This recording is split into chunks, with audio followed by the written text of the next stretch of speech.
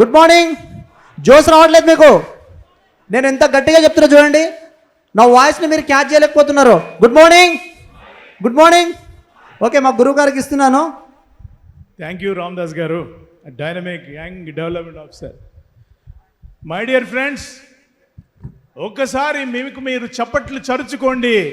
ఎందుకంటే డెసిషన్ తీసుకొని ఈరోజు ఇక్కడికి రావడం అనేది ప్రథమ. మై డియర్ ఫ్రెండ్స్, డెసిషన్ తీసుకొని వచ్చిన వాళ్ళే గ్రేట్. తీసుకోకుండా రేపా ఎల్లుండా అని ఆలోచిస్తూ ఉంటే వాళ్ళు అక్కడే ఉండిపోతారు. మీరు ఫస్ట్ స్టెప్ తీసుకున్నారు, ముందు అడుగు మీరు వేశారు కనుక మీ చర్య అభినందనీయం. ఫ్రెండ్స్, ఇప్పుడు నేను చెప్పబోయేది మాస్టర్ ది సేల్. ఏ సేల్ అయినా కానీ మాస్టర్ చేయాలి. మాస్టర్ చేస్తేనే మనం ఆ సేల్స్లో వృద్ధి చెందుతాం, నెంబర్ 1 అనిపించుకుంటాం. మై డియర్ ఫ్రెండ్స్, ఈ చిత్రాల్లో మీకు ఏం కనబడుతోంది సార్? నిలబడి చెప్పండి. వేలు మీకు చూపిస్తోంది. ఏం సందేశం? ముందుకు వెళ్ళడానికి. అది రెండో చిత్రం. 2 దారులు ఉన్నాయి. ఏ దారి పోవాలో ఎవరు నిర్ణయించుకోవాలి? హలో, మనమే నిర్ణయించుకోవాలి. మీకు ఒక చిన్న స్టోరీతో స్టార్ట్ చేస్తాను. మై డియర్ ఫ్రెండ్స్, అది 1964వ సంవత్సరం మార్చి నెల. నిలోఫర్ హాస్పిటల్లో ఒక తల్లి ఒక చిన్న పసిబాబుని, అంటే ఒక రోజుల పిల్లవాడిని ఒళ్ళో పెట్టుకుని కూర్చుని దీనంగా భగవంతుని వేడుకుంటోంది. ఆ పిల్లవాడు ఎగసన అంటే ఆయాసపడుతున్నాడు. పొట్ట ఉబ్బిపోయింది. కళ్ళు మటుకు స్థిరంగా ఆమెనే చూస్తున్నాయి. ఆయాసపడుతున్నాడు. ఊపిరి అందటం లేదు. డాక్టర్లు చెప్పారు 48 గంటలు గడిస్తే కానీ ఈ పిల్లవాడి సంగతి చెప్పలేమన్నారు. సూదులు గుచ్చున్నాయి. సిలైన్ వాటర్ పెట్టి ఉన్నారు. వాళ్ళ తల్లి యొక్క అన్నగారు అక్కడికి వచ్చారు. అన్నయ్య, వీడు బతుకుతాడా అని ఆ తల్లి అడిగింది. వాడి వైపు చూశాడు ఆయన. బతుకుతాడమ్మా, మృత్యువుతో పోరాడుతున్నాడు, డెఫినెట్గా బతుకుతాడు, ఏదో ఒకటి సాధిస్తాడని వాళ్ళ అన్నగారు అన్నారు. 3 రోజుల తర్వాత డిశ్చార్జ్ అయ్యే హాస్పిటల్ నుంచి ఇంటికి వెళ్ళాడు. మై డియర్ ఫ్రెండ్, 3 ఏళ్ళు, 1968, 4 సంవత్సరాలు గడిచాయి. ఆ పిల్లవాడు ఆడుకుంటుంటే పతంగుల్లో ఒక కుర్రాడు తోసేశాడు. ఆ పిల్లవాడు కింద పడి అక్కడ ఐరన్ రాడ్ గుచ్చుకుని రక్తం వచ్చింది. డాక్టర్ల దగ్గరికి తీసుకుని పోయారు. 3 రోజులు ఉస్మానియా హాస్పిటల్లో డిశ్చార్జ్ అయ్యాడు. తర్వాత ఒక జారుడు బండ నుంచి కింద పడితే ఇక్కడ చీలిపోయి అతనికి కూడా రక్తం వచ్చి మళ్ళీ 3 రోజులు కుట్లు వేసి హాస్పిటల్లో ఉండి బయటకు వచ్చాడు. మళ్ళీ 1969లో ఒక పాల గిన్నె, వేడివేడి పాల గిన్నె నెత్తి మీద పడి ఒళ్ళంతా కాలిపోయి ఆయన మళ్ళీ ఆ పిల్లవాడు హాస్పిటల్లో ఉండి డిశ్చార్జ్ అయ్యాడు. ఏంటి ఇట్లా దినదిన గంట 100 ఏళ్ల ఆయుష్లాగా సాగుతుంది వీడి జీవితం, వీడి పైకి వస్తాడా ఏమవుతాడా అని వాళ్ళ తల్లి ఆందోళన పడుతుంది. బయట అదే పిల్లవాడు తులిపిగా చిలిపిగా మొండిగా ఉండేవాడు. తర్వాత ఏం చేశారు, ఎక్కడో వేరే ఊరికి వాళ్ళ నాన్నగారి ట్రాన్స్ఫర్ అయింది. అక్కడ ఏమైంది, ఆ పిల్లవాడు వాళ్ళ ఇంట్లో నిండా బుక్స్, ఆ బుక్స్ని చదువుతూ ఉంటాడు. వాళ్ళ నాన్నతో పాటు వింటూ ఉంటాడు, చదువుతుంటాడు. 7 ఏళ్ల నుంచి ఆ పిల్లవాడు చదవటం మొదలుపెట్టాడు. ఒకరోజు పక్కింట్లో, అప్పుడు టీవీలు లేవు, మనకి వీడియోలు లేవు, యూట్యూబ్లు లేవు, స్మార్ట్ ఫోన్లు లేవు. టైంపాస్ ఏంటి అంటే అక్కడ ఒక పండితుడు వచ్చి పక్కన ఒక ముసలావిడికి భాగవతం చదివి వినిపిస్తూ ఉంటాడు, దేవి భాగవతం. ఒకరోజు వారం రోజులుగా శ్రద్ధగా పిల్లవాడు వింటున్నాడు. ఒకరోజు అతను రాలేదు. బామ్మ అనింది ఆ పిల్లవాడిని పిలిచి, నువ్వు చదువుతావా, నాకు ఆమెకు చదువురా, నువ్వు చదువు అని. నేను చదవగలనా అమ్మ బామ్మ అంటే, నువ్వు చదవగలవు బాబు, నీలో అది కనపడుతోంది, నువ్వు రా అని. ఆ పిల్లవాడు అనర్గళంగా వారం రోజులు దేవి భాగవత పఠనం ఆమెకి చేసి వినిపించాడు. తర్వాత హరికథ జరుగుతుంటే హరికథ అక్కడ విని ఇంట్లో పిల్లలకి స్టేజ్ ఎక్కి హరికథలు చెప్పడం మొదలుపెట్టాడు. తర్వాత వాళ్ళకి మళ్ళీ వేరే ఊరి నుంచి మళ్ళీ హైదరాబాద్కి ట్రాన్స్ఫర్ అయిన రోజున, అంటే వాళ్ళ నాన్నగారు చాలా బిజీ మ్యాన్, మినిస్టర్స్ దగ్గర పిఆర్ఓగా ఉండేవారు. అయితే టీసీ తీసుకుని వచ్చి వేరే స్కూల్లో చేర్చడం మర్చిపోయారు. రేపు క్వార్టర్లీ ఎగ్జామ్స్ ఉండంగా ఆ పిల్లవాడిని అక్కడ స్కూల్లో వేశారు. ఆ పిల్లవాడు క్వార్టర్లో ఫెయిల్, 0 మార్క్స్. అతనికి అటెండెన్స్ లేదు, మార్కులు లేవు. సో సంవత్సరం తర్వాత అతన్ని అక్కడే ఉండనిచ్చారు. 8th క్లాసే, ప్రమోట్ చేయలేదు. ఆ పిల్లవాడు ఏడుస్తూ నేను 8th చదవను 9th వెళ్తాను అంటే హెడ్ మాస్టర్ కొంతసేపు చూసి సరే నేను ప్రమోట్ చేస్తాను కానీ ఫస్ట్ యూనిట్ టెస్ట్లో కనుక మంచి మార్కులు రాకపోతే వెనక్కి వేస్తానంటే ఆ పిల్లవాడు ఛాలెంజ్ తీసుకొని 9th వచ్చాడు. 9th నుంచి శ్రద్ధగా చదివి 10th స్కూల్ 3rd వచ్చాడు. మై డియర్ ఫ్రెండ్స్, ఆ పిల్లవాడు ఎవరో కాదు, నేనే. సో మై డియర్ ఫ్రెండ్స్, నేను ప్రతి అడుగు వేసిన దగ్గర నాకు 2 చాయిస్లు ఉండేవి. ఓడిపోయి వెనక్కి పోవటమా, ముందుకు పోవటమా అని. ఎప్పుడు కూడా నేను ఎల్ఐసిలో అసిస్టెంట్గా చేరి డెవలప్మెంట్ ఆఫీసర్గా అవుదామనుకున్నాను. ఎందుకు అవుదామనుకున్నానంటే అక్కడ నేను 1986లో ఎల్ఐసిలో చేరినప్పుడు ఆ ఊర్లో ఒక 4-5 కార్లు ఉండేవి. దానిలో 2 బ్రాంచ్ మేనేజర్ ఏబిఎం అయితే 3 డెవలప్మెంట్ ఆఫీసర్లు ఉండేది. సో నేను చూసి డెవలప్మెంట్ ఆఫీసర్ ఏంది ఇంత పెద్ద మనిషి అనుకుని నేను కూడా డెవలప్మెంట్ ఆఫీసర్ అవుదామని కలలు కన్నా. హైదరాబాద్కి రాగానే డెవలప్మెంట్ ఆఫీసర్ అప్లై చేయడం మర్చిపోయాను. ఒక ఆఫీసర్ ఉండి ఏం చేస్తున్నావు బాబు, నువ్వు డెవలప్మెంట్ ఆఫీసర్ అయ్యే మనిషివి, నువ్వు ఇంకా ఈ పని చేసుకుంటున్నావు కానీ అంటే నాకు ఇస్తారా సార్ అంటే ఇస్తారు, వెళ్ళు ఎంకరేజ్ చేశాడు. So I became development officer. My dear friends, first time మీరు ఎంతమంది మార్కెట్లోకి వెళ్ళి మీకు నిరాశ, రిజెక్షన్స్ ఎదురైన వాళ్ళు ఎంతమంది ఉన్నారో చెప్పండి ఒకసారి. అందరికీ ఉందా? అందరికీ నిరాశ, నిస్పృహ, రిజెక్షన్స్ అనేవి లైఫ్లో సహజం. నేను మొట్టమొదట డెవలప్మెంట్ ఆఫీసర్గా అయినప్పుడు 100 మంది ఏజెన్సీ లిస్టు తీసుకొని బయటకు వెళ్ళాను. 100 మంది పేర్లు. 100 మంది దగ్గరికి వెళ్తే ఎవరు ఏజెన్సీ తీసుకోలేదు. పైగా ఆయన అన్నారు తెలుసా, బాబు మార్కెట్ స్క్వీజ్డ్ అవుట్, మార్కెట్లో అసలు బిజినెస్సే లేదు, ఇటువంటి టైంలో నువ్వు డెవలప్మెంట్ ఆఫీసర్ ఎందుకు అయ్యావా, వెనక్కి వెళ్ళి అసిస్టెంట్ జాబ్ చేసుకో, బాగుంటుంది అని చెప్పారు. కానీ నేను ఒకసారి మదన పడ్డాను. నేను తీసుకున్న నిర్ణయం కరెక్టా కాదా, మంచిగా హాయిగా ఆఫీస్లో కూర్చొని పనిచేసుకోవడం ఉత్తమమా, ఇట్లా ఫీల్డ్లో వెళ్ళి అందరినీ. డెవలప్మెంట్ ఆఫీసర్ అంటే ఏంటంటే ఒక కోట ఇస్తారు మై డియర్ ఫ్రెండ్, ఒక రాజ్యం ఇస్తారు, నీది ఇది ఈ ఏరియా అంటారు. నీకు సైన్యం నువ్వే డెవలప్ చేసుకోవాలి, కోట నువ్వే కట్టుకోవాలి, నువ్వే రాజ్యం ఏలుకోవాలి. So you have to make your own thing. అప్పుడు ఒక పెద్ద మనిషి డెవలప్మెంట్ ఆఫీసర్ అన్నాడు, అన్నా నువ్వు ఏజెంట్లను పెట్టుకుంటూ పో, నీకు గనక ఏజెంట్ దొరకపోతే నేను వచ్చి పెడతా అన్నాడు. ఆ ధైర్యం చాలు మై డియర్ ఫ్రెండ్స్. ఇటా అట అనుకున్నప్పుడు అటు తోశాడు ఆయన.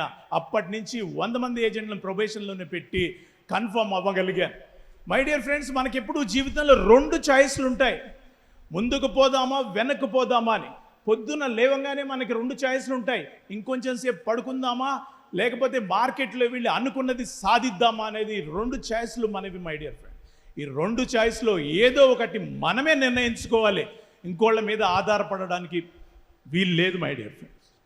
So you have decided to come here. మీరు ఈ చాయిస్ ఎంచుకుని సుదూర తీరాల నుంచి ఇక్కడికి వచ్చారు కాబట్టి మీకు మరొకసారి నా కృతజ్ఞతలు, అభినందన. సో జపనీస్ ఫిష్ స్టోరీ అని అంటే మనం సేల్స్లో కూడా ఎప్పటికప్పుడు మనకు మనం అప్గ్రేడ్ అవ్వుకుంటూ ఉండాలి. అప్గ్రేడ్ అవ్వకపోతే అవుట్డేటెడ్ అయిపోతాం మై డియర్ ఫ్రెండ్స్. ఎలా అప్గ్రేడ్ అవ్వాలా ఈ చిన్న స్టోరీ మీకు చెప్తాను. జపనీస్కి ఫిష్ అంటే చాలా ఇష్టం. ఈ ఫిష్ ఫ్రెష్గా ఉండాలి. అయితే వాళ్ళకి తీరం ప్రాంతాల్లో దొరికే ఫిష్ చాలా తక్కువ. సముద్రంలోకి చాలా లోపలికి వెళ్తే కానీ ఫిష్ దొరకదు. ఫిష్ డిమాండ్ ఎక్కువైంది. అప్పుడు ఏం చేశారు, అందరూ కూడా బోట్లు పెద్దవి తీసుకొచ్చారు, పెద్ద పెద్ద ఫ్రీజర్లు తీసుకుని లోపలికి వెళ్ళి ఫిష్ని పట్టుకొచ్చేస్తున్నారు. అయితే చనిపోయిన ఫిష్ ఫ్రెష్గా ఉండదు కాబట్టి వాళ్ళు అది ఇష్టపడలేదు, అమ్ముడు పోవట్లేదు. అప్పుడు వీళ్ళు ఏం చేశారు, ఫ్రీజర్స్ పెట్టారు. ఫ్రీజర్స్ నుంచి తీసుకుని వచ్చిన స్టేల్ అయిపోతున్నాయి, అవి కూడా వీళ్ళకి నచ్చలేదు. నెక్స్ట్ ఏం చేశారంటే వీళ్ళు, జాపనీస్ ఆల్వేస్ లవ్డ్ ఫిష్, వాళ్ళు ఏం చేశారంటే టేస్ట్ బాగా ఉండాలని చెప్పేసి వాళ్ళు ఏం చేశారంటే పెద్ద పెద్ద ట్యాంకుల్లో నీళ్లు నింపి ఆ ట్యాంకుల్లో ఫిష్ వేసి తీసుకుని వస్తున్నారు. అప్పటికేమవుతుందంటే ఫిష్ ఒక వారం రోజులు 10 రోజుల్లో నీళ్ళల్లో ఉన్నా ఫ్రెష్గా ఉన్నా కానీ డల్గా ఉంటున్నాయి. అవి డల్ అయిపోయే వరకు వాటి ఫ్రెష్నెస్ పోతుంది, అవి కూడా వాళ్ళు తినడానికి ఇష్టపడట్లేదు. అప్పుడు వాళ్ళు ఏం చేశారు, మీరేం చేయగలుగుతారు అట్లాంటప్పుడు? ట్యాంక్లో ఆహారం వేసి తీసుకొస్తున్నారు, కానీ అవి యాక్టివ్గా లేక చనిపోతున్నాయి డల్గా. సో ఒక వినూత్నమైన ఆలోచన వాళ్ళు చేశారు. వాళ్ళు ఏం చేశారంటే ఫిష్లో చిన్న షార్క్ వేశారు, ఆ ట్యాంకులో షార్క్ వేశారు. షార్క్ వేస్తే ఏమవుతుందంటే ఫిష్ భయపడి అటు తిరుగుతుంది. ఒక షార్క్ రోజుకు 2-3 ఫిష్లు తింటుంది, చిన్న షార్క్. సో అక్కడ వందల ఫిష్లు ఉన్నాయి. అవి ఏం చేస్తాయి, షార్క్కి దొరకకుండా తప్పించుకొని తిరగడంలో టైం ఎక్కువ స్పెండ్ చేస్తున్నాయి. అంటే యాక్టివ్గా ఉంటున్నాయి. యాక్టివ్గా ఉండే వరకు ఫ్రెష్గా ఉంటున్నాయి. అవి మార్కెట్కి అమ్ముడుపోతున్నాయి. ఫ్రెండ్, దీని నుంచి ఏం నేర్చుకుంటాం మనం? లైఫ్లో షార్క్ అనేది ఒకటి ఉంటేనే మనం ముందుకు పోతాం. Shark is a challenge my dear friends. Challenge లేకపోతే మనం ఏం చేయలేం. మనం డెడ్ ఫిష్ లాగా అట్లా ట్యాంక్లో పడుకొని ఉంటాం, ఫ్రెష్నెస్ ఏ ఉండదు. మనకి ఉత్సాహం, ఉత్తేజం ఉండాలంటే మనం ఏం చేయాలి ఫ్రెండ్స్? ఛాలెంజ్ తీసుకోవాలి. మీరు చూడండి, ఈ ఛాలెంజ్ మనం ఎట్లా తీసుకున్నామంటే 20th జనవరి రోజు ఎల్ఐసి అంతా డల్గా ఉంది, ఏజెంట్లంతా నిస్తేజంగా ఉన్నారు, నిరుత్సాహంగా ఉన్నారు. వీళ్ళనందరినీ ఉత్తేజపరచాలని ఎల్ఐసి మేనేజ్మెంట్ ఏం పెట్టింది? Mad million day. Mad million డేని పెట్టినప్పుడు మనం అందరం రెస్పాండ్ అయ్యారు. మై డియర్ ఫ్రెండ్స్, 19th రోజు నేను జంగారెడ్డిగూడెం బ్రాంచ్లో అడ్రస్ చేయడానికి వెళ్ళాను. ఎవరైనా జంగారెడ్డిగూడెం బ్రాంచ్ వాళ్ళు ఉన్నారా? జంగారెడ్డిగూడెంలో ఒక మీటింగ్ అడ్రస్ చేయడానికి వెళ్ళాను, కృష్ణమూర్తి గారి టీంని. అప్పుడు అక్కడ వాళ్ళు వచ్చి ఇవి పెట్టారనమాట, మ్యాడ్ మిలియన్ డే. దాని గురించి ఏంటి అని నేను కనుక్కున్నాను. ఎందుకంటే నేను రిటైర్ అయ్యాను మై డియర్ ఫ్రెండ్స్ మార్చ్లో. I got retired in month of March. So it did not take లికా. సో మీకు ఇలా శబ్దం లెక్చర్స్ అనే ప్యాషన్ తోటి స్టోరీ రైటింగ్ కూడా ఉంది, వెబ్ సిరీస్ రాస్తున్నాను కాబట్టి నేను దీనిలో బిజీగా ఉండి నేను లికా తీసుకోలేదు. సో మై డియర్ ఫ్రెండ్స్, ఆ రోజు ఏం జరిగింది? మ్యాడ్ బిలియన్ డే రోజు మన ఎల్ఐసి ఏం చేసింది? Completed 6 lakhs policies my dear friend, and 1,004 crores of FP. And మనకి ఈరోజు ఛాలెంజ్ ఏం తీసుకున్నారు? చాలామంది, ఎంతమంది ఛాలెంజ్ తీసుకున్నారు? 15 policies and 3 to 5 lakhs premium. ఎంతమంది చేశారు ఫ్రెండ్స్ ఇక్కడ? Let us congratulate them. వాళ్ళందరికీ ఈరోజు ఎండమూరి వీరేంద్రనాథ్ గారి చేతుల మీదుగా ఆనరింగ్ ఉంటుంది. సో లైఫ్లో ఎప్పుడు కూడా ఛాలెంజ్ అనేది ఉంటేనే మనం పైకి వస్తాం ఫ్రెండ్స్. ఛాలెంజ్ లేకపోతే నిస్తేజం, నిరుత్సాహం అలా ఉండిపోతాం. సో మనం ఉన్న చోటు ఉందామా, రిస్క్ తీసుకుని ముందుకు వెళ్దామా? 2 ఆప్షన్స్ మనకు ఉంటాయి. ఉన్న చోటు ఉంటే టీవీ చూసుకుంటూ, చిప్స్ తినుకుంటూ, అట్లే టైంపాస్ చేసుకుంటూ ఉంటాం. షిప్ అనే దాన్ని ఏం చేశారంటే, షిప్ను తయారు చేసింది ఎందుకు సార్? అది షిప్ నీళ్ళల్లో వెళ్ళడానికి. నీళ్ళల్లో వింటే రిస్క్ ఉంటుంది, నీళ్ళల్లో పంపడానికి ఇష్టపడకుండా తయారు చేసిన లోపల పెట్టుకుంటా అంటే మన ఉపయోగం ఉంటుందా? దాని ప్రయోజనం ఏమిటి? నీళ్ళలో వెళ్ళి ముందుకు పోవడమే కదా రిస్క్ తీసుకొని. మనల్ని కూడా దేవుడు తయారు చేసింది మై డియర్ ఫ్రెండ్స్. రిస్క్ తీసుకుని ఏదో ఒకటి సాధించాలని మనల్ని తయారు చేశాడు దేవుడు. మనం ఏమి లేకుండా ఉన్నదాంతో సంతృప్తి పడుకుంటూ ఎక్కడ వాళ్ళం అక్కడే ఉంటే కనుక లైఫ్ నిస్సారంగా, నిస్తేజంగా అయిపోతుంది. రేపొద్దున మీరు 70 ఏళ్ళు 80 ఏళ్ళు వచ్చిన తర్వాత వాళ్ళు కుర్చీలో కూర్చొని మీ మనవాడు, తాత నువ్వేం సాధించావంటే, ఏం లేదు అట్లా పని చేసుకుంటూ వచ్చాను, రోజు ఆఫీస్కి పోయి వస్తున్నాను, 12 పాలసీలు చేసుకున్నాను, మినిమం బిజినెస్ చేసుకుని ఎల్ఐసి ఏజెన్సీ నిలబెట్టుకుంటాను అని చెప్పుకుంటే ఎలా ఉంటుంది? నేను ఇన్ని కష్టాలు పడ్డాను, ఎక్కడెక్కడ ఎంత పెద్ద కేసు కోసం ఎన్నిసార్లు తిరిగాను, ఎన్ని గడపలు తొక్కాను, ఎన్ని అవమానాలు ఎదుర్కొన్నాను, ఎంత పైకి వచ్చాను, జడం గారితోటి, ఆల్ ఇండియా చైర్మన్ తోటి ఇంత సన్మానాలు అందుకున్నానని చెప్తే ఎలా ఉంటుంది మై డియర్ ఫ్రెండ్స్? అది ఆలోచించుకోండి. ఎప్పుడు కూడా మనము రిస్క్ తీసుకుని మన శక్తిని పరీక్షకు పెట్టాలి. సో ఇదేంది ఫ్రెండ్స్? టార్గెట్ కొట్టకపోయినా వాడు ప్రయత్నం చేశాడు. వీడేంటంటే అసలు ప్రయత్నమే చేయకుండా ఎక్కడ బాణాలు అక్కడే ఉంచాడు. సో ప్రయత్నించిన వాడే గొప్పవాడు మై డియర్ ఫ్రెండ్స్. ప్రయత్నించని వాడు అక్కడే ఉండిపోతాడు. ఎప్పుడైనా కానీ బరిలో దిగి తన్లాడాడంటే, కాళ్ళు చేతులు దెబ్బలు తగిలించుకొని, బట్టలకు మురికి అంటించుకొని ముందుకు వెళ్ళాడు అంటేనే ఆయనకి మనం చప్పట్లు కొట్టాలి. బయట ఉండి ఎంకరేజ్ చేస్తూ ఊరికే చూస్తూ కూర్చునే వాళ్ళలాగా వాడు కాదు. వాడు బరిలో దిగాడు, ఓడిపోయినా సరే దిగాడు, కష్టపడ్డాడు. కాబట్టి ఆయనకి మనం చప్పట్లు కొట్టాలి మై డియర్ ఫ్రెండ్స్.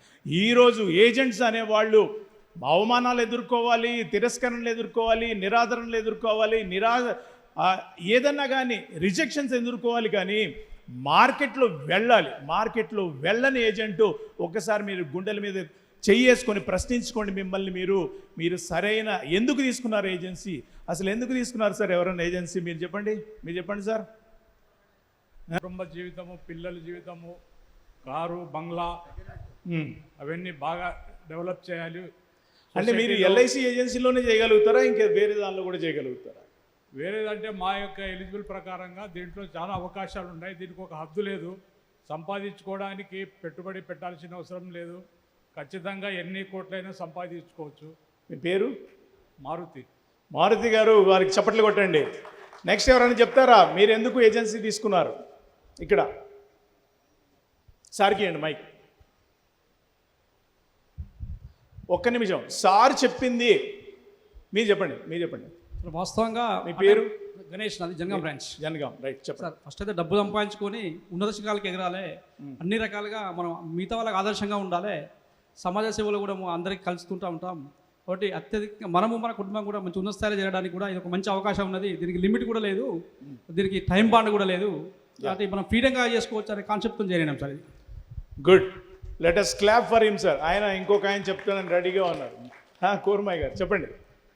సార్, వేలాది మనుషుల జీవితంలో ఆర్థిక భద్రత కల్పించి వాళ్ళకు కూడా ఆర్థిక భద్రతగా కల్పించి మనం కూడా ఆర్థికంగా గొప్పగా స్థిరపడాలి. గుడ్, ఆయనకి ఇవ్వండి కూర్మయ్య గారు.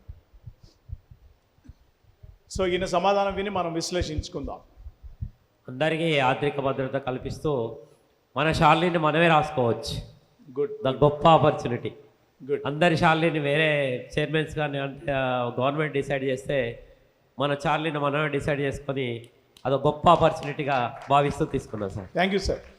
సార్, ఇప్పుడు ఒక మెడిసిన్ చదవాలంటే ఎంతో కష్టపడి ఎంట్రన్స్ రాసి లక్షల మందితో పోటీపడి సీటు తెచ్చుకున్న తర్వాత 4-5 సంవత్సరాల్లో మెడిసిన్ అయిపోదు మై డియర్ ఫ్రెండ్స్. ఎంబీబీఎస్ అయిపోయిన తర్వాత మళ్ళీ ఎండీ చేయాలి. ఎండీ చేశాక సూపర్ స్పెషాలిటీ డిఎం కానీ ఇంకేదైనా చేసుకుంటూ ఉంటేనే వాళ్ళకి భవిష్యత్. 20-30 సంవత్సరాలు, 20 సంవత్సరాలు, 15 సంవత్సరాలు కష్టపడితే కానీ ఒక డాక్టర్ సంపాదనకు రాలేడు మై డియర్ ఫ్రెండ్స్. అదే ఒక చార్టెడ్ అకౌంటెంట్ ఎన్ని సంవత్సరాలు పనిచేసిన తర్వాత, ఎంతమంది క్లయింట్స్ని గెలుచుకున్న తర్వాత ఆయన కొంచెం సక్సెస్ఫుల్గా అవుతాడు. అదేవిధంగా లాయర్ సీనియర్ దగ్గర ఎన్నో ఏళ్ళు పని చేసిన తర్వాత కానీ క్లయింటేల్ డెవలప్ కాదు. కాబట్టి మై డియర్ ఫ్రెండ్స్, ఒక సాఫ్ట్వేర్ ఉద్యోగి ఇమ్మీడియట్గా ఉద్యోగంలో వచ్చిన 4 సంవత్సరాల తర్వాత ఆయనకి శాలరీ లిమిటెడ్గా ఉంటుంది. కాబట్టి ఆయనది కూడా అంత కాదు. అదే కనుక మన దగ్గర ఎల్ఐసి ఏజెంట్ ఈరోజు ఏజెన్సీ తీసుకొని రేపటి నుంచి పెద్ద పాలసీ తెస్తే ఆయనకి ఇమ్మీడియట్ కమిషన్ స్టార్ట్ అయిపోతుంది మై డియర్ ఫ్రెండ్స్. సో ఏజెన్సీకి ఉన్న గొప్పతనం ఏంటంటే పెట్టుబడి లేదు. పెట్టుబడి ఏంటి? మాటే పెట్టుబడి. చెప్పండి అమ్మా, ఏమైనా చెప్దాం అనుకున్నారా? ఈ లాస్ట్ తర్వాత మళ్ళీ టైం ఉండదు దానికని. ఓకే అమ్మా, చెప్పండి తల్లి. డబ్బులు ఇచ్చే పని దేవుడు పని. ఆ దేవుడే ఎల్ఐసి ఏజెంట్గా పుట్టించి ప్రతి ఇంటిని కుటుంబాన్ని కాపాడమని, భద్రత కల్పించమని ఎల్ఐసి ఏజెన్సీ ఇచ్చారు. వెరీ నైస్ తల్లి. మీ పేరు? Vijayalakshmi, SN Vijayalakshmi, Vijayalakshmi CB14. CB14, right. ఎప్పుడు కూడా మై డియర్ ఫ్రెండ్స్ ఆమె చెప్పినట్టు దేవుడు మనకి లాస్ట్. Okay, Yes, sir. చెప్పండి. Hi, sir. My name is Varaprasad from CB12. Okay, Okay. So here I can say that తెలుగులో చెప్పగలరా? తెలుగు అందరికీ అర్థమవుతుంది. unlimited income we can earn from this, and time is no limit. Manaki, we have freedom and income is unlimited. Thank you, sir. Thank you for giving this opportunity. Thank you. Let us clap for the participants ఎవరైతే ఈరోజు చెప్పారో వాళ్ళకందరికీ కూడా.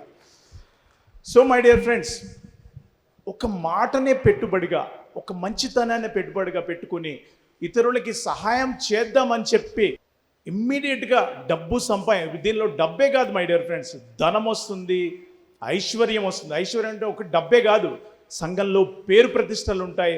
మీరు అందరికీ సహాయం చేయగలిగితే మీకు వందలాది ఏమంటారు ఆశీస్సులు మీకు కురుస్తాయి. దేవుడు మీకు డబల్ త్రిబుల్ ఇస్తారు ఇన్ రిటర్న్. కాబట్టి అబండెన్స్ అనేది ఎల్ఐసి ఏజెన్సీలోనే ఉంటుంది.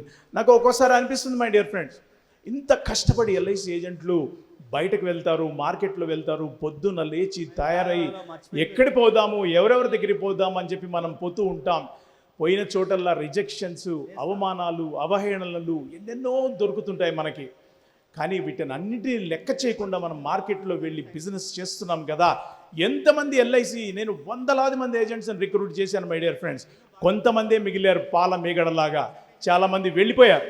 ఎందుకంటే నాకు అనిపించేది ఇంత కష్టతరమైనటువంటి జాబ్ తీసుకొని ఇంత మంచి చేయాలని మనం పోతుంటే, ఎంతోమంది మనల్ని అవహేళన చేసి రిజెక్ట్ చేస్తుంటే, ఎంతమంది ఎల్ఐసి ఏజెంట్లు వృత్తిని వదిలేసి పారిపోతుంటారు. అలా వెళ్ళినప్పుడు అసలు ప్రపంచానికి ఏమవుతుంది, జనాలకు ఏమవుతుంది, సెక్యూరిటీ సేఫ్టీ లేకుండా వాళ్ళ కుటుంబాలు ఎంత బయటపడతాయి, రోడ్డున పడతాయి అనేది నాకు అనిపిస్తుంటుంది మై డియర్ ఫ్రెండ్స్. ఎంతోమంది నేను చూశాను, ఎన్నో పెద్ద పెద్ద క్లెయిమ్స్ సెటిల్ చేశాను. ఏ క్లెయిమ్ సెటిల్ చేసినా నేనేం చేస్తానంటే క్లైమెంట్ని ఆఫీస్కి పిలిపించుకుంటాను.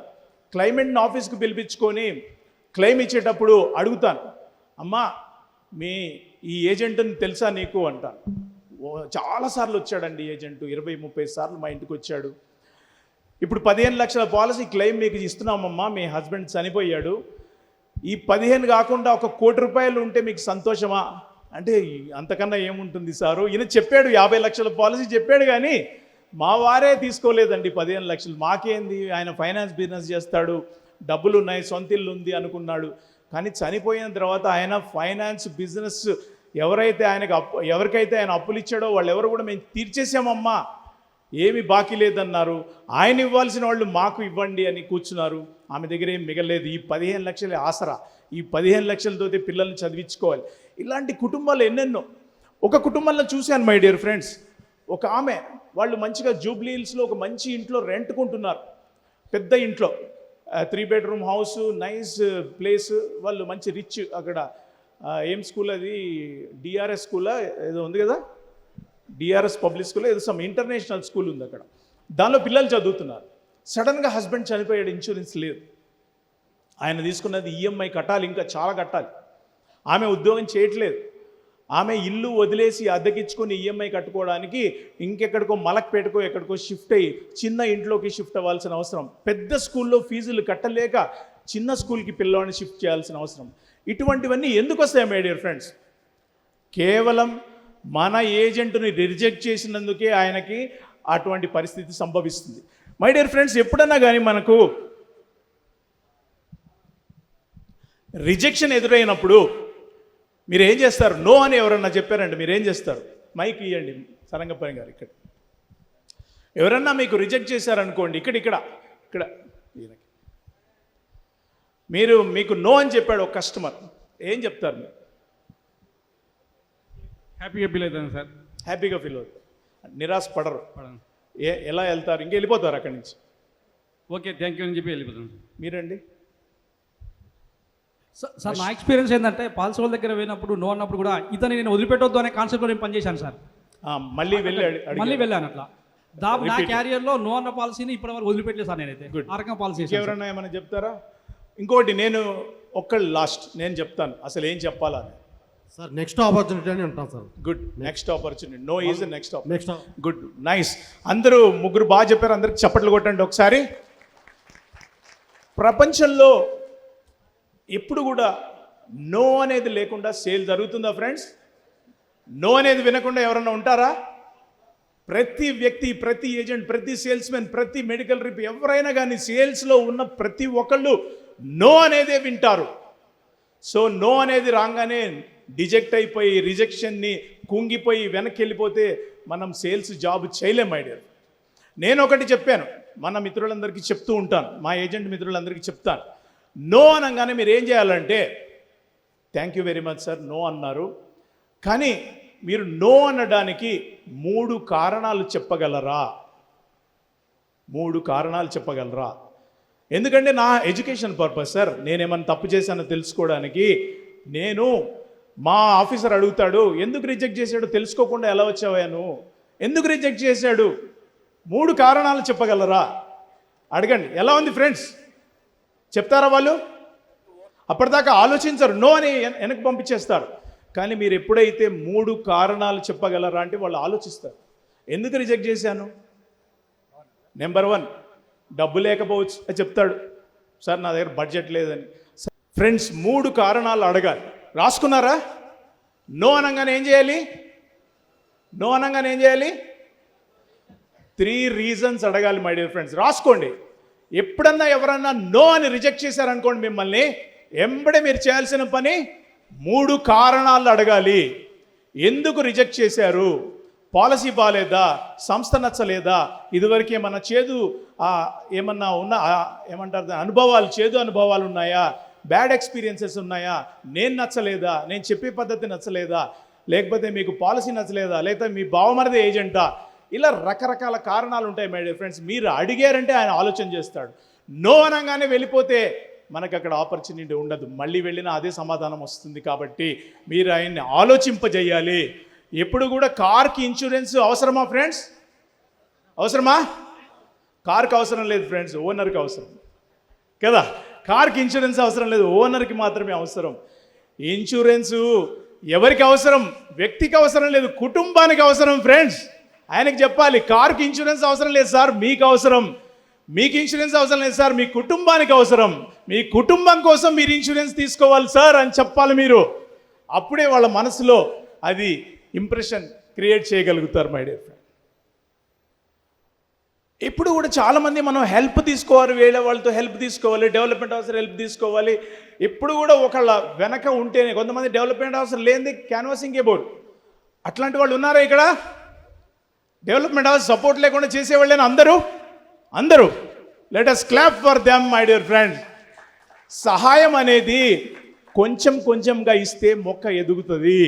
సహాయము ఎక్కువగా ఇచ్చి నీళ్లు పోసేస్తే మొక్క చచ్చిపోతుంది ఫ్రెండ్స్. ఇండివిజువల్గా ఎదగగలిగిన వాడే మొనగాడు మై డియర్ ఫ్రెండ్స్. ఎప్పుడు కూడా ఒకళ్ళ మీద ఆధారపడితే ఎప్పుడూ ఆధారపడుతూనే ఉంటాం. మీరు కారు నేర్చుకునేటప్పుడు పక్కన ఇన్స్ట్రక్టర్ ఉంటాడు, మీరు తెల్లవారులు ఇన్స్ట్రక్టర్ని పెట్టుకొని డ్రైవ్ చేయరు కదా. 2 రోజులు అయిపోయాక ఆయన పక్కన పెట్టి మీరు డ్రైవ్ చేసుకుంటారు. ఇంకోళ్ళ మీద ఆధారపడితే మీ జీవితం నిర్భరం అయిపోతుంది మై డియర్ ఫ్రెండ్స్. సో ఏ వృత్తిలో మంచి భవిష్యత్తు ఉంది? సారంగపండి మైక్ ఉంది కదా, మైక్ ఎక్కడుంది? అక్కడ మైక్ ఇవ్వండి ఎవరికన్నా. మీరు చెప్పండి సార్, ఏ వృత్తిలో మంచి భవిష్యత్తు ఉంది?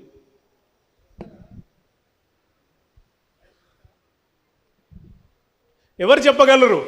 ధైర్యంగా చెప్పే మొనగాడు ఉండాలి, లేకపోతే మా పాలసీలు ఏం అడుగుతాం? పూర్ణయ్య గారు మీరు చెప్పండి, ఆయనకి. సార్ ఎల్ఐసి వృత్తిలో బాగా మంచి భవిష్యత్తు ఉంది, బాగా సంపాదించు నలుగురికి. గుడ్. మీరు ఎంత సంపాదించారు?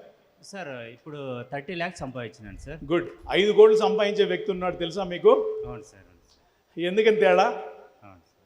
So good. మీరు 30 లక్షలు సంపాదించారంటే చాలా అభినందనీయం. మీకు చప్పట్లు కొడుతున్నాం అందరూ కూడా. ఆయనకి చెప్పండి మీ పేరు.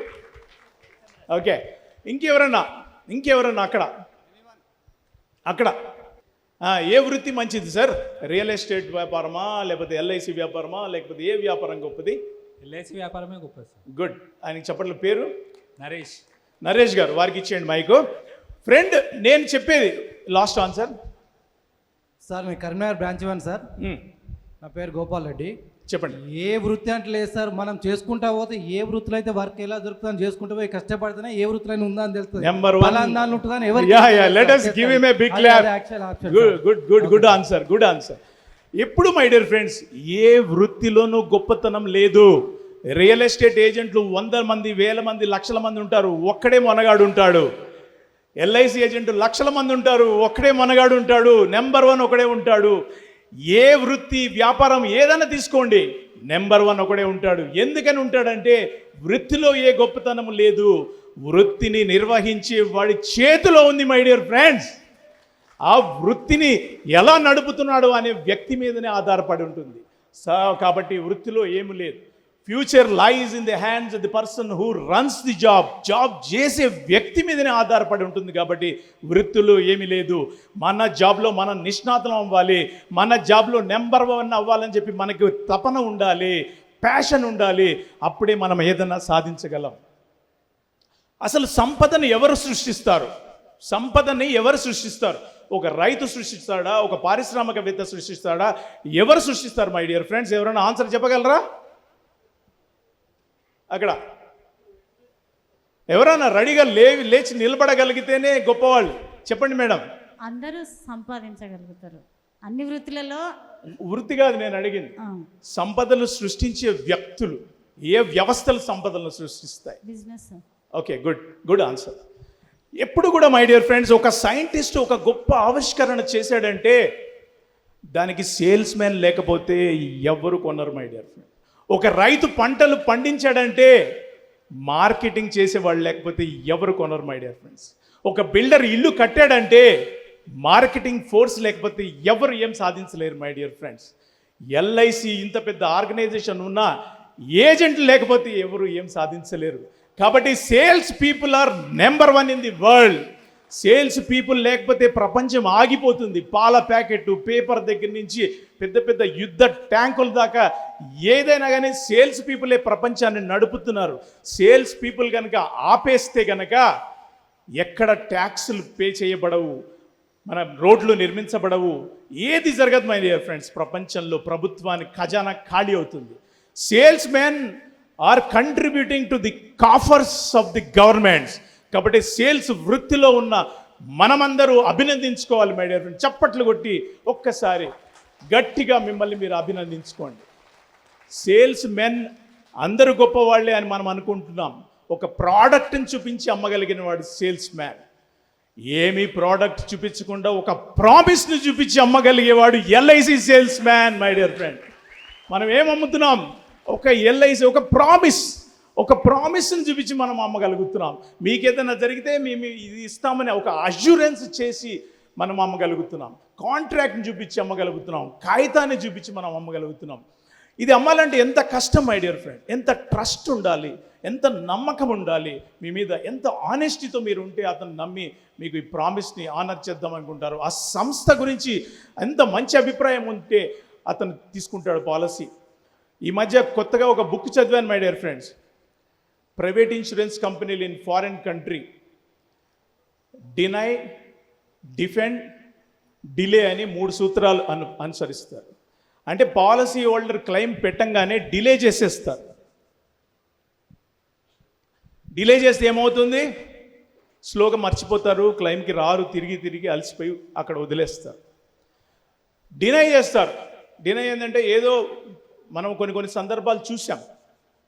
ఏదో మెడికల్ సర్టిఫికేట్ పాతది ఒక ఫిజిషియన్ దగ్గర ఈయన వచ్చినట్టు చూపించి ఈయనకి ఏదో ట్రీట్మెంట్ తీసుకున్నాడు అని చెప్పి క్లెయిమ్ రిజెక్ట్ చేయడం అనేది జరుగుతుంటుంది. అట్లా డినై చేస్తారు. డినై చేస్తే వాళ్ళు ఇంకా గట్టి వాళ్ళు అయితే డిఫెండ్ చేస్తారు. వాళ్ళు కోర్టులో వేశారనుకోండి, కన్జ్యూమర్ ఫోరంకి, కోర్టుకి వెళ్తే వాళ్ళు లాయర్ని పంపిస్తారు. కన్జ్యూమర్ ఫోరం నుంచి పైకోర్టుకి, పైకోర్టు నుంచి సుప్రీంకోర్టు దాకా వెళ్ళడానికి వాళ్ళకి వసతులు ఉన్నాయి, డబ్బు ఉంది, లాయర్లు ఉన్నారు. చిన్న కస్టమర్లు వాళ్ళతో పోరాడలేక వెనక్కి వెళ్ళిపోతుంటారు. సో డిలే, డిఫెండ్ అనే సూత్రం మీద ప్రైవేట్ కంపెనీలు పనిచేస్తాయి. మన LIC my dear friends trust మీద పనిచేస్తాయి. ట్రస్ట్, నమ్మకం మీద పనిచేస్తాయి. ఒక సునామీ వచ్చినా, మొన్న ఏమొచ్చింది, కరోనా వచ్చినా, వరదలు సంభవించిన, ల్యాండ్ స్లైడ్ సంభవించిన, చనిపోయిన వాళ్ళకి మొట్టమొదట నేనున్నాను అని భరోసా ఇచ్చి డెత్ సర్టిఫికేట్ లేకుండా కూడా పాలసీలు సెటిల్ చేసిన సంస్థ అనేది మై డియర్ ఫ్రెండ్. అటువంటి గొప్ప సంస్థ మన వెనక ఉంది. మీరు గర్వంగా ముందుకు వెళ్ళొచ్చు. ఇక్కడ ఎల్ఐసి అంటే ఏంటి మై డియర్ ఫ్రెండ్స్? ఒక మహాసంస్థ, మహోన్నతమైనటువంటి సౌధం. ఈ సౌధాన్ని ఎవరు మోస్తున్నారు? మన ఎల్ఐసి ఏజెంట్లు. కాబట్టి మై డియర్ ఫ్రెండ్స్, ఈరోజు మన ఎల్ఐసి ఏజెంట్ అంటే ఎల్ఐసి. ఇప్పుడు మీరు వెళ్ళారనుకోండి, ఒక గ్రామానికి వెళ్ళారు. ఆ గ్రామంలో ఎల్ఐసిని చూస్తారా? వాళ్ళు చూడరు, మిమ్మల్ని చూస్తారు. మీరే ఎల్ఐసి అని నమ్ముతారు. మనమే ఎల్ఐసి అన్నప్పుడు ఎంత ఆనెస్టీగా ఉండాలి, ఎంత ట్రస్ట్ వర్తిగా ఉండాలి, ఎంత నిబద్ధతతో పనిచేయాలి. వాళ్ళ డబ్బుల్ని పరుల సొమ్ము పాము లాంటిది అనుకొని ఎంబడే మనం కట్టి రసీట్ ఇచ్చి వాళ్ళకి పాలసీ బాండ్ డెలివరీ చేసేటువంటి కర్తవ్యం మీద మనం ఉండాలి మై డియర్ ఫ్రెండ్స్. ఆనెస్టీ అనేది అందరికీ రాదు. ఆనెస్టీ ఉంటేనే ఎల్ఐసి ఏజెంట్లు ఏదైనా సాధించగలుగుతారు ప్రపంచంలో. So let us clap for the sales people, let us clap for the agents. ఈ సంపదని సృష్టించే వ్యక్తులు మీరు ఎంత కంట్రిబ్యూట్ చేశారో తెలుసా మై డియర్ ఫ్రెండ్స్? 2023-24లో జిఎస్టీ 8,262 crores గవర్నమెంట్కి కట్టింది ఎల్ఐసి. ఈ డబ్బుల్ని ఎవరు కట్టించారు? మీరు కట్టించారు, ఏజెంట్స్ కట్టించారు. That is the greatness of our profession my dear. Why some agents fail, some agents succeed. కొంతమంది ఏజెంట్స్ ఫెయిల్ అవుతారు, కొంతమంది ఏజెంట్స్ సక్సెస్ఫుల్గా అవుతారు. ఇక్కడ టిఓటి ఏజెంట్స్ ఎవరున్నారు? సారంగపాణి రండి. టిఓటి, సిఓటి, ఇంకెవరున్నారు సిఓటి ఏజెంట్స్? ఎండిఆర్టీలు ఎంతమంది ఉన్నారు? ఇక్కడ రండి స్టేజ్ మీదకి ఒకసారి. ఎంతమంది ఉన్నారు ఎండిఆర్టీలు? ఇక్కడ టోటల్ ఇయర్ కాదు, ఈరోజు. ఓకే సరే, ఇంకా చాలు, ఆగండి. నేను సన్మానం చేయడానికి పిలవలేదు, ఒకసారి నేను సన్మానం చేయడానికి పిలవలేదు. సార్ మీరు అందరు చూశారు కదా ఎండిఆర్టీ ఏజెంట్లు ఎట్లా ఉన్నారో. సార్ మీ క్వాలిఫికేషన్ ఏంటి సార్? నా ఇంటర్ ఇంటర్. డిగ్రీస్. మీరు? Degree sir. ITI sir. Inter sir. Degree sir. 10th sir. MSc sir. MBA software retired 9 times MDRT continuous. BCom LLM. So ఈయన బీకామ్ LLM హైయెస్ట్. సార్ మీరందరూ ఒక్కసారి చూడండి, వీళ్ళకి మీకు ఏమైనా తేడా ఉందా? మరి వాళ్ళు ఎందుకు చేస్తున్నారు, మనం ఎందుకు చేయలేదు? ఫ్రెండ్స్, వీళ్ళకి మనకి శరీరంలో తేడా లేదు, ఆలోచనలో తేడా లేదు, పుట్టుకలో తేడా లేదు, ఏం లేదు మై డియర్ ఫ్రెండ్స్. ఒకళ్ళు ఎడ్యుకేషన్ తక్కువ ఉంది, ఒకళ్ళు ఎడ్యుకేషన్ ఎక్కువ ఉంది, అంతే. ఎడ్యుకేషన్ ఇక్కడ సంబంధమే లేదు. ఒకటే మై డియర్ ఫ్రెండ్స్, ది తేడా ఏంటంటే they have decided to become MDRT. They want to earn something. బాగా సంపాదిద్దాము అని మీకన్నా 10 రెట్లు ఎక్కువ ఆలోచన చేశారు కదా, అందుకే వాళ్ళు ఇక్కడ సక్సెస్ఫుల్గా ఎండిఆర్టీ అయ్యారు. మనకు వాళ్లకు తేడా ఏమీ లేదు మై డియర్ ఫ్రెండ్స్. ఈరోజు మీకు ఎందుకు ఇది ప్రదర్శన చేశానంటే, మనము కూడా ప్రతి ఒక్కళ్ళు ఎండిఆర్టీ అవ్వడానికి అవకాశం ఉంది. No speciality in that. Thank you my dear friends, thank you. ఒకసారి వీళ్ళందరికీ చప్పట్లు కొట్టండి. ఒక్క నిమిషం. అన్న ఏదో చెప్తున్నాడు. అన్న వచ్చాడంటే మీకు రండి సార్. విన్నర్స్ తో నా ఫోటోగ్రాఫ్. నెక్స్ట్ ఇయర్ ఎంతమంది వస్తారు ఇక్కడికి? చేయలేబట్టండి. ఏ లేబో అందరూ ధైర్యం లేదా, దమ్ము లేదా? మేము ఒకటి కాదా, మీరు మేము? Okay my dear friends, winners లేబడే చేయలేపండి అందరూ. Congrats champions, upcoming champions. బ్రతికితే ఛాంపియన్ లాగా, నేను మళ్ళీ అందరితో ఫోటో దిగుతాను. ఒకసారి let me complete this. Champion లాగా బ్రతకాలి. ఎప్పుడైనా ఛాంపియన్ కావాలని ఆశపడాలి. సార్ ఎండిఆర్టీకి 3 times చేస్తే COT. అటువంటి మొనగాడు ఇక్కడ ఉన్నాడు. సారంగపడి ఆయన జీవిత చరిత్ర వింటే మీరు ఆశ్చర్యపోతారు. ఇప్పుడు టైం లేదు కాబట్టి మళ్ళీ ఒకసారి చెప్పిస్తాను. మై డియర్ ఫ్రెండ్స్, ఒకటే, మనం ఏదైనా సాధించాలి అనుకోగానే మన మనసు అనేది ఒక ఆలోచనల factory my dear friends. Mind is a factory of thoughts. Thoughts ఒకటేసారి మొదలైపోతుంటాయి. ఈ థాట్స్ ఏం చెప్తాయంటే, మన దగ్గర 2 ఉంటారు మనుషులు. మీ ఆ ఫ్యాక్టరీలో 2 సూపర్వైజర్స్ పనిచేస్తారు. మీరు ఏం చెప్తే అది ఇమ్మీడియట్గా ఆర్డర్ తీసుకొని పరిగెత్తడానికి రెడీగా ఉంటారు.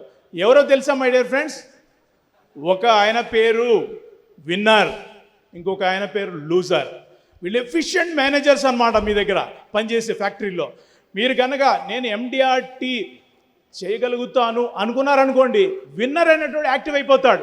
విన్నర్ ఏం చేస్తాడు తెలుసా? సార్ వీళ్ళని కలిస్తే ఎండిఆర్టీ ఈ లిస్ట్ ప్రిపేర్ చేసిన వీళ్ళందరితో పొద్దున మనం టైం టేబుల్ వేసుకుందాం, టక ప్లాన్ ఆఫ్ యాక్షన్ ఇచ్చేస్తాడు విన్నర్. మీరు కనుక మనతో ఎక్కడైతుంది, వాళ్ళు ఏదో చేశారు, అదృష్టం బాగుంది, వాళ్ళు పరిచయాలు బాగున్నాయి అనుకున్నారనుకోండి, లూజర్ యాక్టివ్ అయిపోతాడు. సార్ మీతో కాదు, నువ్వు చేయలేవు, నువ్వు వేస్ట్ తయారయ్యేస్తుంటాడు. మనం ఎప్పుడైనా కానీ రిజెక్షన్ ఫేస్ చేస్తాం. సో మనలో 2 ఉన్నారు my dear friends, winner, loser. మనం ఏం చేయాలి? విన్నర్ని ఉద్యోగంలో పెట్టుకోవాలి, లూజర్ని ఉద్యోగంలో తీసేయాలి మై డియర్ ఫ్రెండ్. ఈరోజు మీరు ఏం చేస్తున్నారు? లూజర్ని ఉద్యోగంలోంచి తీసేస్తున్నారు, మీరు విన్నర్ని ఎంప్లాయ్ చేస్తున్నారు. You can become all winners my dear friends. Let us clap for all of you because you have decided to do MDRT. మీకు వాళ్లకు తేడా లేదు. మనకు భగవంతుడు అన్ని ఇచ్చాడు, వాటిని మనం సక్రమంగా ఉపయోగించుకోవట్లేదు. ఉపయోగించుకుందాం, ఈ అవకాశాలని వాడుకుందాం, నాలెడ్జ్ని పెంచుకుందాం, ఏదన్నా మనం సాధించగలం my dear friends. Thank you Vijay. Thank you Shivkumar. Big round of applause. Now